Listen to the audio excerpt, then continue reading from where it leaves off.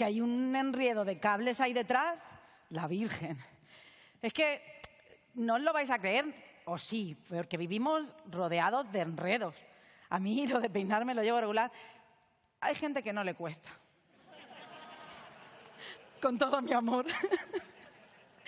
Bueno, que no venía yo a hablaros de ese tipo de enredos, que tenía razón Peláez y vengo a hablaros de redes. Pero tranquilo todo el mundo, que no venga a hablar de redes de pescar, ni de pescar novios tampoco. No se trata de eso, sino de la estadística vestida de palabra moderna. Las redes neuronales que permiten que le preguntemos a ChatGPT cuánto mola Naucas y que nos diga que Naucas mola mucho, porque Naucas mola mucho. Bueno, en realidad la historia que quiero contaros empieza con la neurona de Ramón y Cajal.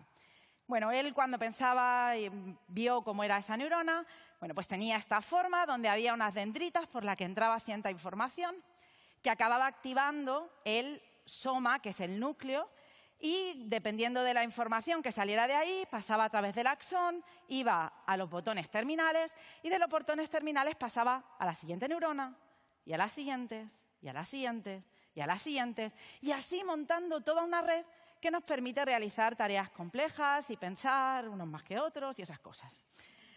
Bueno, la cosa es que esta idea de la neurona de Cajal la cogieron un matemático llamado Walter Pitts y un neurólogo llamado Warren McCulloch. Hicieron con ella un modelo matemático. Un modelo matemático que básicamente es la misma idea de la neurona de Cajal, una entrada, un núcleo en el que se procesa y una salida. Pero para explicaros bien cómo funciona, me vais a permitir que vayamos a una frase popular, ¿vale? Si yo os digo blanco y en botella, ¿qué contestáis? Leche. ¿Leche? ¿Sí? Leche. Hay mucho boomer por aquí.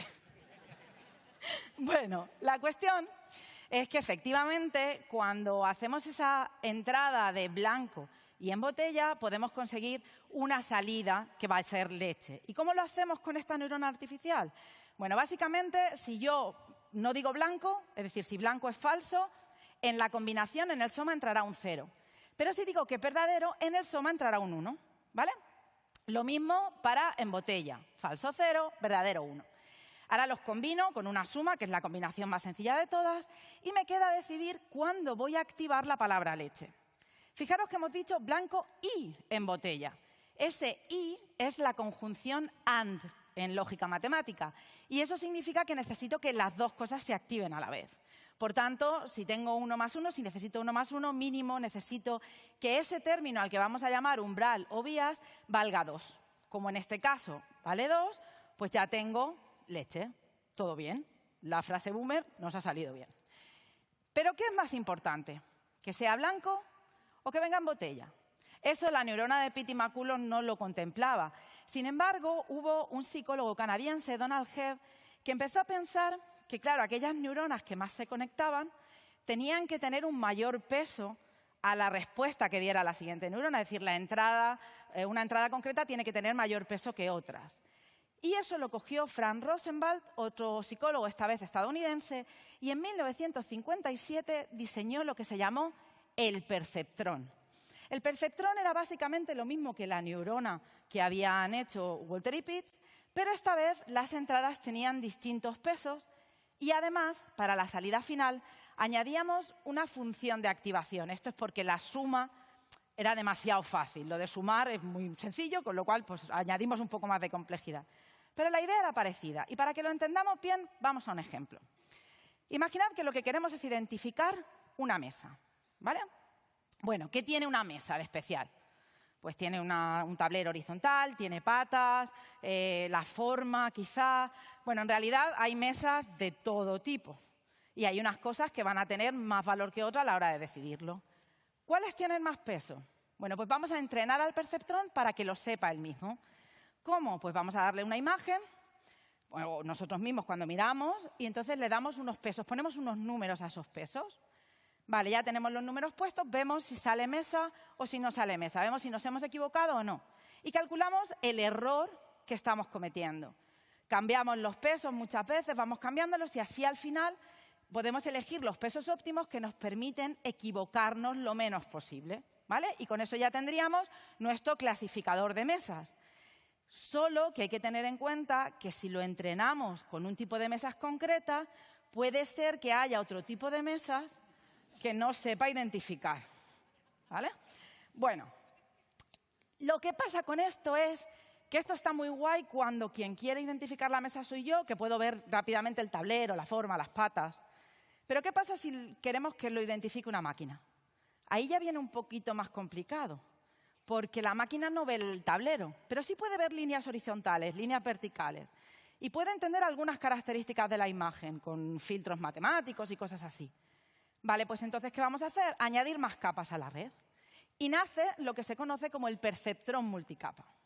Aquí, cada capa pues, ve unas características y va pasándolas a las siguientes hasta poder llegar a decir si hay una mesa o no.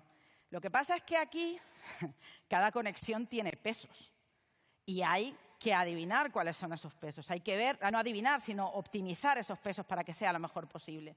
Y esto se hace complicado hasta que en 1986, de hecho esto hizo que las redes neuronales no avanzaran, hasta que Rumenhart, Hinton y Williams llegaron a la conclusión de que lo que había que hacer era la retropropagación, que, en palabras más sencillas, consiste en echar las culpas a los de abajo. Esto no es exactamente echar la culpa, sino que hay que compartir la culpa, hay que compartir el error con las capas anteriores. Entonces, básicamente, lo que hace la retropropagación es veo si me he equivocado o no me he equivocado, veo el error y voy repartiendo ese error con la capa anterior, con la anterior, con la anterior. Y de esa manera es más sencillo optimizar los pesos que nos permiten al final llegar a decir si es una mesa o no es una mesa o cualquier otra cosa. Porque esto nos lleva al deep learning, aprendizaje profundo. Profundo simplemente porque tengo mucha profundidad en las capas, porque he puesto más de una capa. Este aprendizaje profundo sabéis que nos permite pues, hablar con ChatGPT o identificar imágenes o lo que queráis. Vale, esto lo hacen las distintas arquitecturas que permiten hacer distintas acciones. Pero tranquilo todo el mundo, que aunque vaya a hablar de arquitectura, no voy a hablar de Calatrava, que sé que los queréis mucho aquí, pero vengo a hablar más bien de vuestro grupo de amigos. Y vengo a hablaros de algunos tipos de amigos que tenéis. Seguro que todo el mundo tiene un amigo o una amiga observador, por no llamar criticón, que te va mirando de arriba abajo cada una de tus características. Esto es lo que hacen las redes convolucionales. Las redes convolucionales tienen una primera parte de capas que van a hacer que podamos ver cada característica de una imagen como hacíamos con la mesa. Y ahí va a poder decirnos qué es lo que hay y qué es lo que estamos viendo y etiquetar a tus amigos en las fotos o simplemente decirnos qué hay en una foto, como decíamos antes. También tenemos a los amigos rencorosos, esos que se guardan la información justa para sacártela en el momento preciso.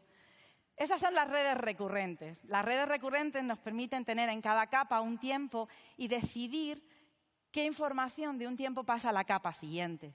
Con eso, Amazon o Netflix os pueden recomendar una película en base a lo último que habéis visto, olvidando un poco lo que vieron anteriormente, o nos puede servir también para predecir la bolsa, aunque eso mal siempre, pero bueno, lo intentamos. Y luego está la que te escucha, la que sabe que todo lo que tú necesitas es atención. Attention is all you need es el lema con el que se generaron, o con el que se basan los llamados transformers, que son los que dan lugar a los grandes modelos de lenguaje, una de las redes más avanzadas, aunque esto avanza cada día. La cosa es que aquí tú le pones una frase y lo que hace es identificar las partes más importantes, teniendo en cuenta algo que es fundamental, el orden en el que están las palabras, porque no es lo mismo las inglés de la profesora que la profesora de inglés. Tenerlo en cuenta. Acaba entendiendo cuál es el mensaje y respondiéndote. Y así tenemos muchos más tipos de arquitectura, muchos más tipos de amigos, espero, que están cambiando el mundo. Pero hay que llevar cuidado, porque si todos los datos que le damos, si todas las mesas que le añadimos son de un único tipo, seguramente estaremos sesgando ese nuevo mundo y estaremos perdiendo diversidad. Disfrutar de lo que las redes os dan, pero no os dejéis enredar. Muchas gracias.